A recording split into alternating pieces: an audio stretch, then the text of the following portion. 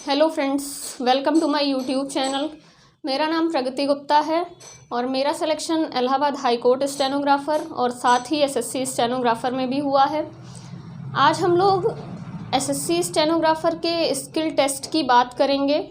तो आप लोगों को इस चीज़ का कन्फ्यूज़न है कि आखिर स्किल टेस्ट में डिक्टेशन लिखने के बाद पढ़ने का समय मिलता है या नहीं मिलता है, तो कितना समय मिलता है, कितना नहीं मिलता है, इन सब चीज़ों के बारे में आज हम लोग बात करेंगे।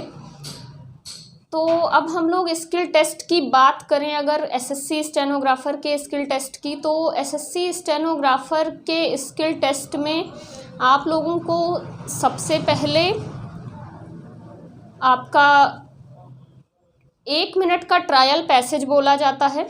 जब आप लोग एग्ज़ामिनेशन हॉल में जाएंगे, वहाँ पे अपनी सीट पर जाने के बाद आप लोगों को 1-1 मिनट का ट्रायल पैसेज बोला जाता है, यानी कि 1-1 मिनट के 2 ट्रायल पैसेज बोले जाते हैं। वो 1 मिनट का ट्रायल पैसेज पहले बोलेंगे, वॉइस क्लियर आ रही है आप लोगों को या नहीं आ रही है, वॉल्यूम आप लोग को कम लग रहा है या ज़्यादा लग रहा है, इन सब चीज़ों को देखने के लिए आपको ट्रायल पैसेज बोला जाता है। आप चाहें तो ट्रायल पैसेज को अपने नोटबुक पर लिख सकते हैं या चाहें तो ना भी लिखें, कोई दिक्कत नहीं है उससे, बट लिख ही लेना चाहिए। सभी लोग लिखते हैं, थोड़ा हाथ आपका रनिंग में आ जाएगा उससे। और उसके बाद आपको 1 मिनट का समय दिया जाएगा, फिर 1 मिनट का दूसरा ट्रायल पैसेज बोला जाएगा आप लोगों को।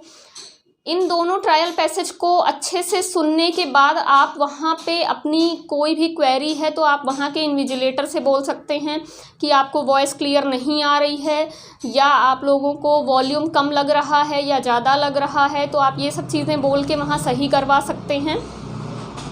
उसके बाद आप लोगों का 10 मिनट का ट्रायल पैसेज बोला जाता है, 10 मिनट का एक्चुअल डिक्टेशन बोला जाता है। 1-1 मिनट के ट्रायल पैसेज के बाद 10 मिनट का एक्चुअल डिक्टेशन जो आपको लिखना है अपनी नोटबुक पर अच्छे से और उसी को ट्रांसक्राइब करके देना है, तो वो 10 मिनट का आपका एक्चुअल डिक्टेशन होता है।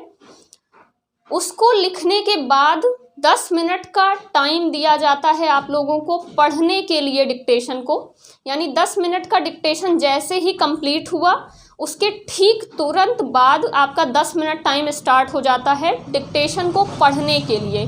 तो आप लोग इस कन्फ्यूज़न में और बिल्कुल भी मत रहिएगा कि हमें वहाँ डिक्टेशन पढ़ने का समय नहीं मिलेगा, ऐसा बिल्कुल भी नहीं है। एसएससी स्टेनोग्राफ़र में आप लोगों को, चाहे वो सी वाले कैंडिडेट्स हों, डी वाले हों, इंग्लिश स्टेनोग्राफ़र्स हों या हिंदी स्टेनोग्राफ़र्स हों, सभी को 10 मिनट के डिक्टेशन यानी कि एक्चुअल डिक्टेशन के बाद 10 मिनट का समय दिया जाता है डिक्टेशन को पढ़ने के लिए।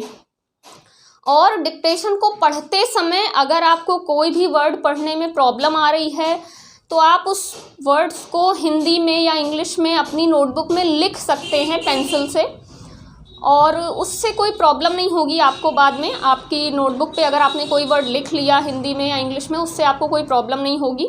आप लोग उसको टाइपिंग करने के बाद उसको इरेज कर सकते हैं। इरेज़र वगैरह अपने साथ लेकर जाइएगा, सारी स्टेशनरी वो सब चीज़ें अपने साथ लेकर जाइएगा, तो आप बाद में इरेज भी कर सकते हैं उसको, या नहीं भी इरेज किया, कभी भूल गए तो कोई इतनी बड़ी प्रॉब्लम नहीं होने वाली है आपको। तो आप लोग बस इस कन्फ्यूज़न को क्लियर करिएगा अपना कि 10 मिनट का एक्चुअल डिक्टेशन लिखने के बाद आपको 10 मिनट का टाइम मिलेगा उस डिक्टेशन को पढ़ने के लिए। उसके तुरंत बाद आपका 65 मिनट और 55 मिनट जो भी आपका टाइपिंग का ट्रांसक्राइब करने का टाइम है वो स्टार्ट हो जाएगा। उसके बाद आपको अपना टाइपिंग पे पूरा फोकस करके टाइपिंग अच्छे से करनी है। जो भी डिक्टेशन आपने लिखा है उसको बिल्कुल अच्छे से आपको टाइप करके सबमिट करना है। तो इसलिए आप लोग बहुत अच्छे से 10 मिनट का यूज़ करिएगा, डिक्टेशन को अच्छे से पढ़िएगा, और उसमें कोई भी वर्ड में प्रॉब्लम आ रही है या कोई भी वर्ड टफ लग रहा है तो उसको आप पेंसिल से लिख लीजिएगा वहाँ पे, ताकि आपको डिक्टेशन को टाइप करते टाइम कोई प्रॉब्लम ना आए। आप बिल्कुल ईजीली एक ही बार में पूरा डिक्टेशन टाइप कर लें।